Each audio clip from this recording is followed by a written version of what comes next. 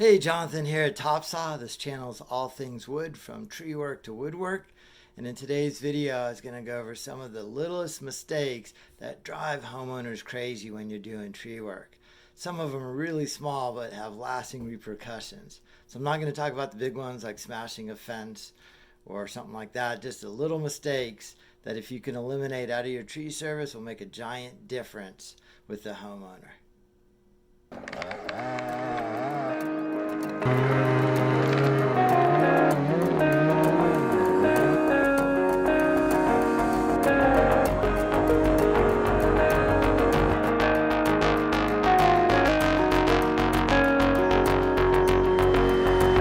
Here's one: leaving the gate unlocked and letting the dog out through the front gate. This will drive a homeowner crazy. I've actually had really productive days of tree work before, and then got everything done, and then somebody left the gate unlatched, and then the dog snuck out, and then I spent an hour running around the neighborhood trying to catch a homeowner's dog. So this is number one on the list. Oh, here's another great one right here: cutting 24-inch firewood. This drives people crazy. 14-inch bar on that 200T, so you can see it's too long. Basically, it's not even cut the firewood. Most people take 18 tops, or 16 is the norm.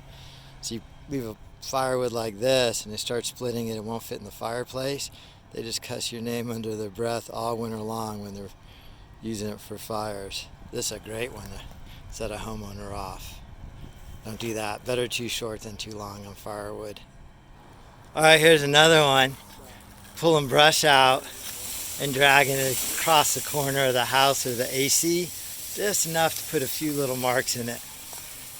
Luckily, I don't have an example of that, but just like dinging up the AC on the hauling the brush out, that's got to be up there, or scratching the house or fence. Here's another one that'll drive a homeowner crazy: fill up their garbage can with your rakings or bark. They won't even notice until they take their garbage out and they have no place to put their garbage. That one's actually happened to me with a garage repair guy. Just put all his trash in my trash can and I couldn't take my garbage out. So that's another one on the list not to do. Filling up the homeowner's garbage can with your raking so you don't have to run all the dirty raking through the chipper. Another one is a bad job blowing the driveway. You know, whether they're your leaves or not, just to leave the place better than you found it is kind of key. If you don't do a good job blowing, it really stands out as a job not well done. So some people don't even look at the tree work, they just look at how clean their driveway is afterwards. So good blowing is key. Here's one more: leaving hangers in the tree. If they're green, they'll turn brown and it'll look like deadwood. And if it's just deadwood hanging in the tree when they're barbecuing outside, it'll fall out or something, and it'll just be a big sore thumb to the homeowner. So make sure you get all of the deadwood or any of the hangers out. No hangers. People always notice that. Small little thing, make you come back just to pick up one little stick. Here's another one: gassing up on somebody's lawn. Doesn't turn brown right away, but as soon as you're gone the next day, their lawn will be burn spot. So when you gas and oil up, always do it over the dirt. Nothing worse than burning someone's lawn accidentally. If you like these kinds of videos, hit like and subscribe. I appreciate your time. I'd really like in the comments below for you to tell me some of the little mistakes that you've made. I have actually made every one of these on tree jobs numerous times. I thought I'd throw a video together, let people know how to avoid these small things that make big differences on the way a tree job goes. I mean, it's funny, you can knock out a whole pine, climb for 8 hours, incredible job, but if you forget to clean up properly or burn their lawn or anything like that, everything's forgotten for that little detail. So the small details are the big things.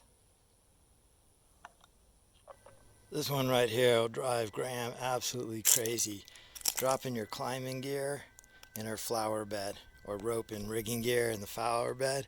If you're not conscious of Graham's flowers, Ooh, doesn't matter how good of a tree work you do. You smash the rows, it's over. So that's a good one to avoid as well. Nothing in the flower beds if possible.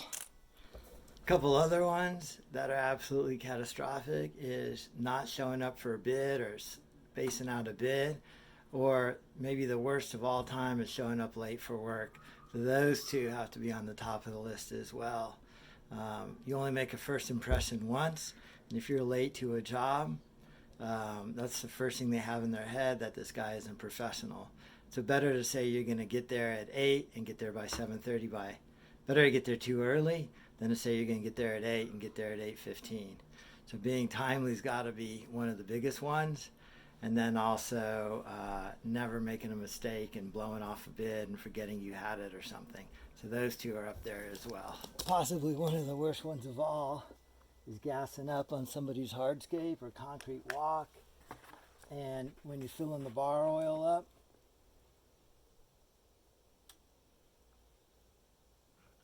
overflowing that bar oil and leaving a big oil stain on their hardscape and concrete. Boy, that one sticks out like nobody's business. All right, well, this is Jonathan at TopSaw. Those are the top, I don't know how many things there are there, but those are the top little mistakes that really do you in tree work.